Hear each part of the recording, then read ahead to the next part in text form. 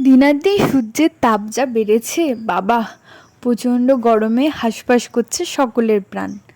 আর এই প্রচণ্ড গরমের মধ্যে সংসারের কোন ব্যক্তিগুলো একদিনও ছুটি পায় না জানো? তার হচ্ছে মা বাবা।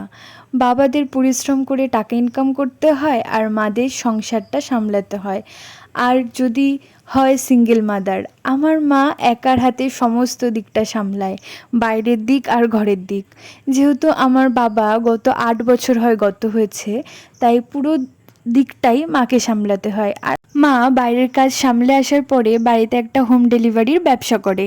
আর এই গরমেই মা একটা হোম ডেলিভারির অর্ডার পেয়েছিল, তো তার জন্যই এত কিছু রান্নাবান্নার আয়োজন চলছে। হোম ডেলিভারির সমস্ত রান্নাগুলো মা নিজের হাতে করে আর খেতেও খুব সুন্দর হয়। দিদা এই দিন মাকে কাটাকুটিতে সাহায্য করে দিয়েছিল। আর কড়াইতে যে রেসিপিটা এইমাত্র হলো সেটা হচ্ছে দই কাতলা। আর এখন মা গ্রেভি করছে চিকেন কষার জন্য।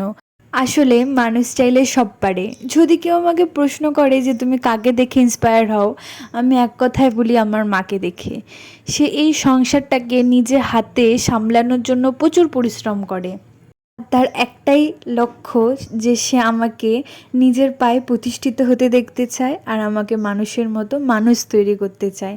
আজকের মেনুতে ছিল বাসন্তী পোলাও, তার সাথে লাল লাল ঝাল ঝাল চিকেন কষা, দই কাতলা, আলুর চিপস, পাঁপড় আর সাথে আমের চাটনি।